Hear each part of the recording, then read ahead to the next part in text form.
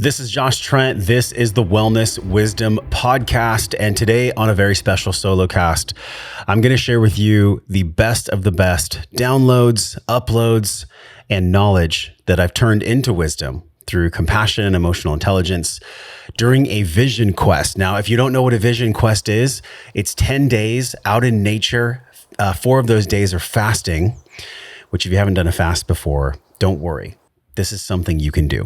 If you are here on this video with me, or if you're listening on the Wellness Wisdom Podcast, then you know that since day one, my mission has been, how do I live my life well? How do we live our lives well? By understanding this wellness pentagon, the mental, physical, emotional, spiritual, and financial responsibilities that all of us signed up for here on planet Earth. And at times, tell me if you resonate with this, at times it feels like there's only so much chi, so much energy to go around. Do you feel me on that?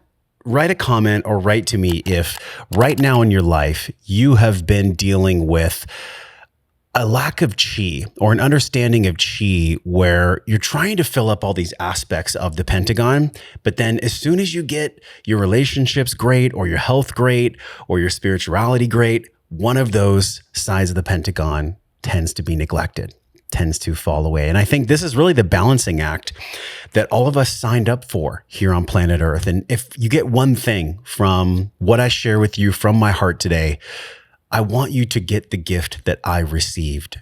Or at least if you can't get the full gift of this vision quest, you can at the very least start your pathway to get the gift that I received. And that gift to start out is forgiveness. And I'm going to talk about 2 types of forgiveness right now.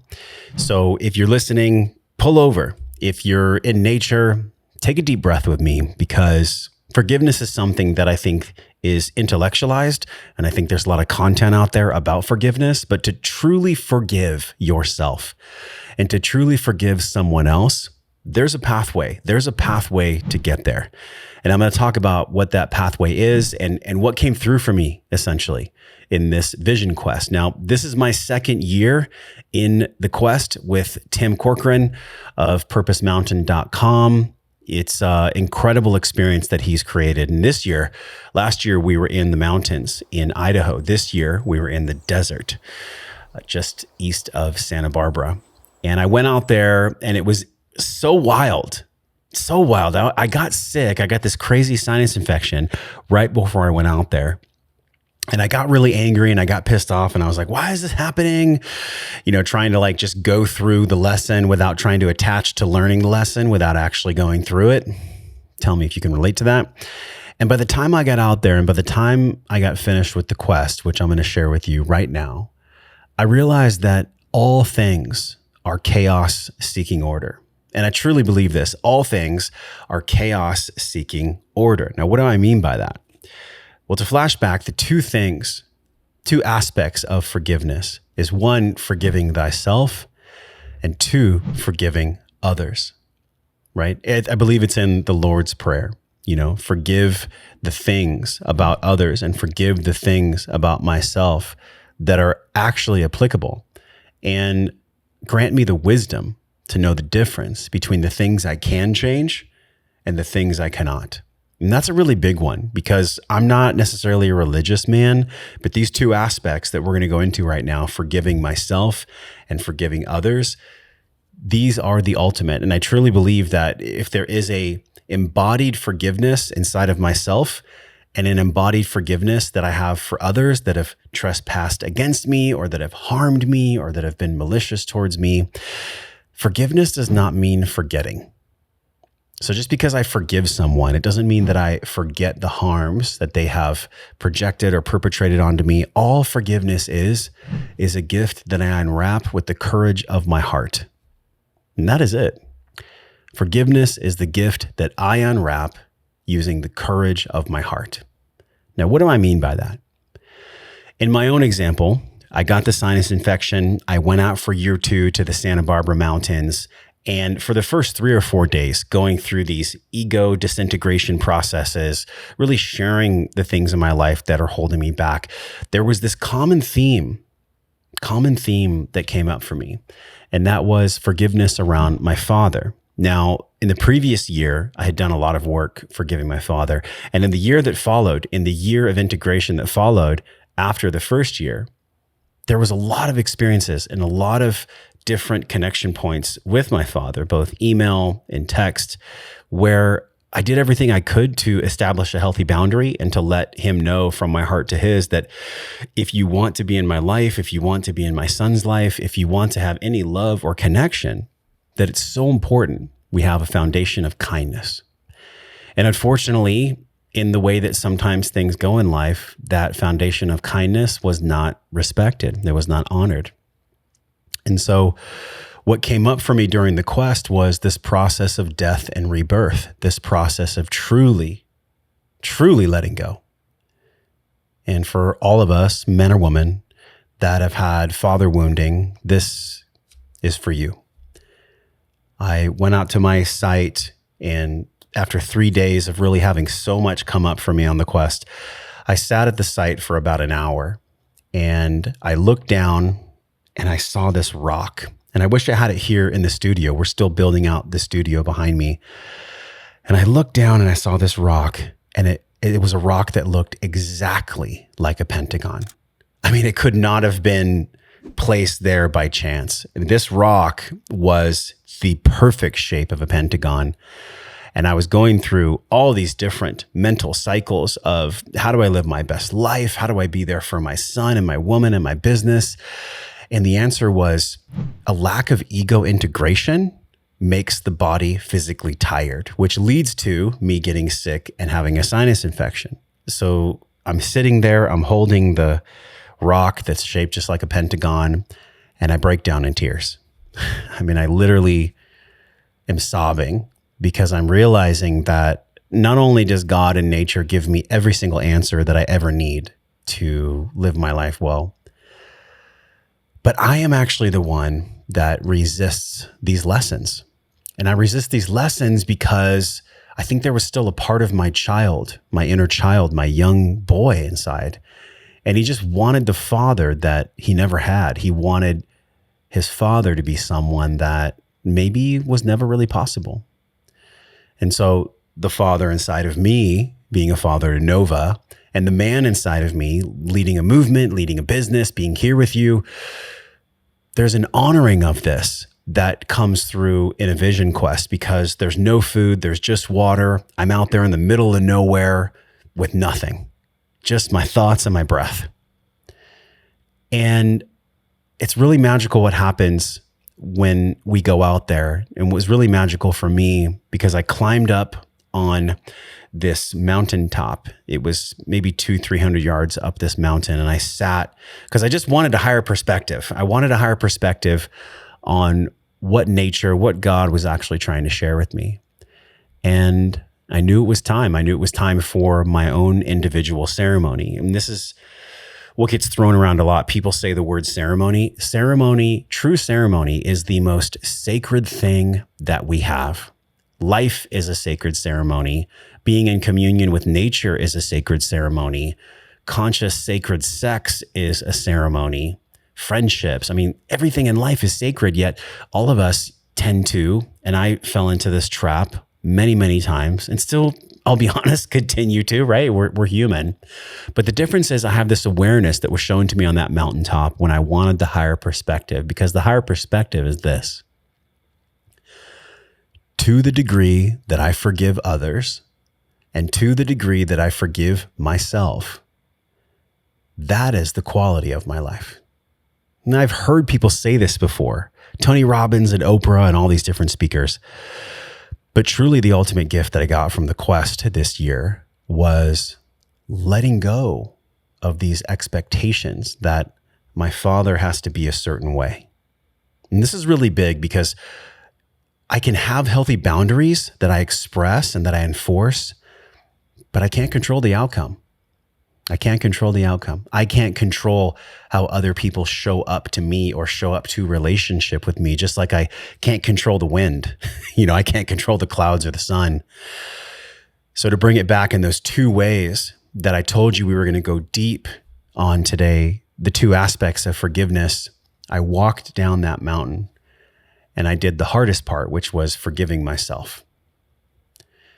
Forgiving myself for all the ways that I had treated women and used pornography and lied to others and really just not been in integrity with myself. I guess you could call it like a spiritual roll call that I was being placed in. And in this spiritual roll call, I was able to see all the ways that my own father in his own life, and all of our fathers really, but specifically my own father, wasn't able to show up in the ways that he wanted to because of his lack of forgiveness or his relationship with his father, his very own father. And I closed my eyes and I saw how Alan Watts talks about familial patterns or epigenetic transfer of trauma or just ways of being. It's like all retch and no vomit, he says, where you raise your children by your behaviors and your subconscious ways of being that children absorb. And then they grow up and raise their children in the exact same way. It's all retch and no vomit. And so for about 3 or 4 hours, I don't know because I didn't have a watch, but 3 or 4 hours I sat there in my campsite during the quest. And I cried and I made mental notes. And then when the time was right, I buried a hole in the ground. I found a bone of a deer and I buried that bone in the ground and I put some rocks and I put some loving intentions into it. And I spoke to the burial of my father. Now, granted, he's still alive, but because of challenges that we've had, I've had to set some very bright, hard boundaries about his way of being with me and the way that he's allowed, or really anyone, right now I'm talking about him, but anyone is allowed to interact with me. And that is with a baseline of kindness. And so I said to my father, as I buried the bone and I buried this relationship with him, I said, I have to let you go. I have to let you go because this lack of forgiveness for you and this lack of forgiveness for myself is killing me. It's hurting. And so I buried the bone and I wept.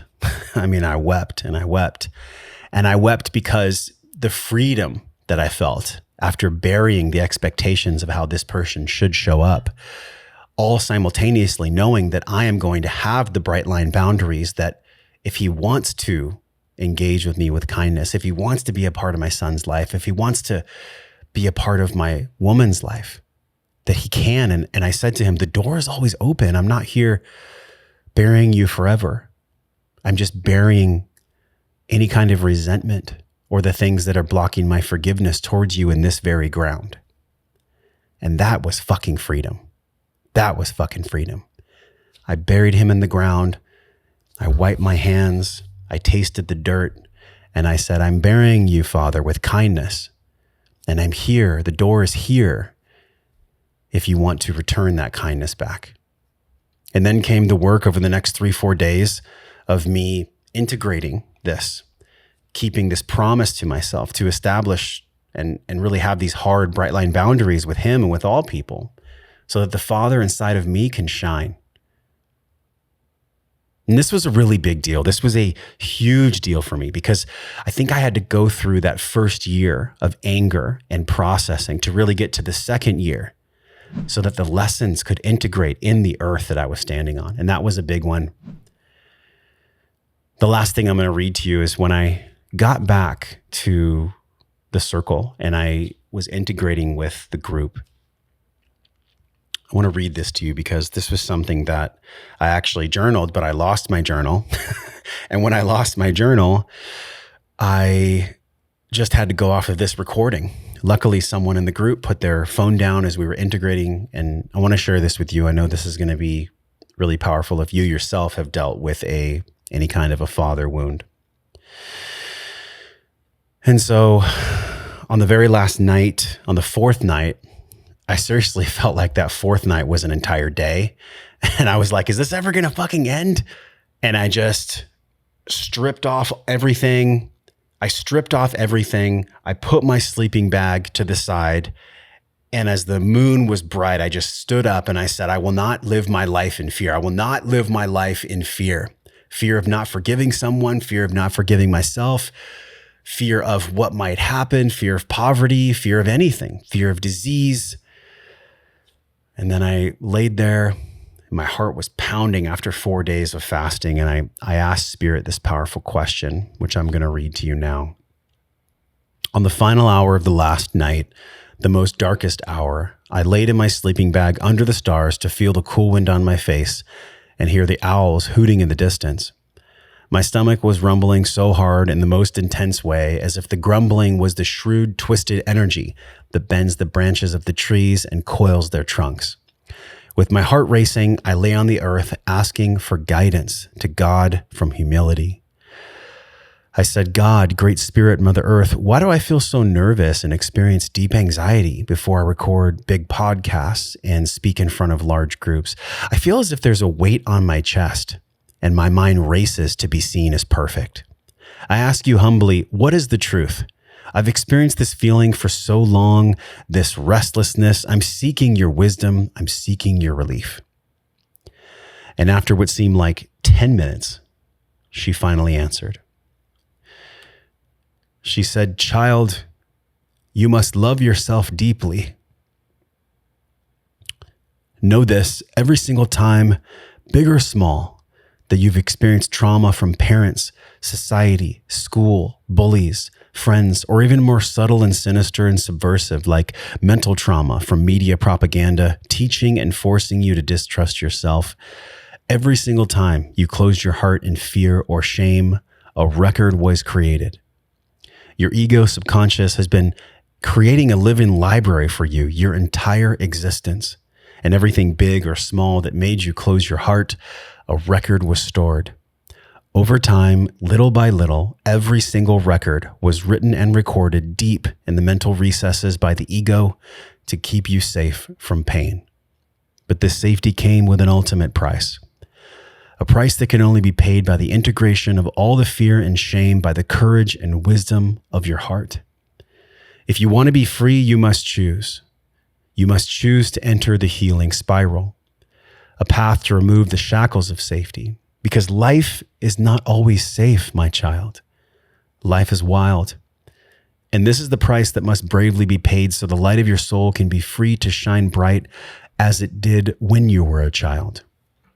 Because you see, my child, it was not your fault that you closed your heart. It is all just a part of life. And now the noble responsibility to free your soul lies at your feet. So look down and see the uncountable pebbles that lay before you, and know each pebble is a time that you closed your heart. When someone caused you hurt, when the pain was too much to hold with the level of your maturity and strength, now is the time. So bend down, child, and pick up as many pebbles as your two hands can hold, knowing that your body is your subconscious mind, as above, so below. And know that it is your body that has built a wall around your heart and extra weight around your physical body for the pain. Know and trust you're not alone, my child. I am with you. We are all with you. All your ancestors are holding and loving you for all the pebbles in your blood that they themselves could not heal in their lifetimes. For those they gave to you, forgive them. They did not know. You are the chosen one. Not because you're more special than those who came before you, but because you and I are special, just like them. And you have the courage and the chance they may not have had. So bend down and pick up all the pebbles you can hold with your two hands. Do not fret if some are spilled. There is time, my sweet child. There is time. Now breathe, and one by one, hold each pebble in your hand and place it on your heart. Feel what needs to be felt. Scream, cry, shake if you must. So as you feel it fully, the pebble will melt and move through you. These rocks are too heavy to carry any longer, and there will be more to carry on the path ahead. It is your strength and grace that will guide you to the truth. Open your heart to this truth, my child, that you are loved, you are supported, and with pebbles in your hands and at your feet, you are on the right path. It's good to feel that truth.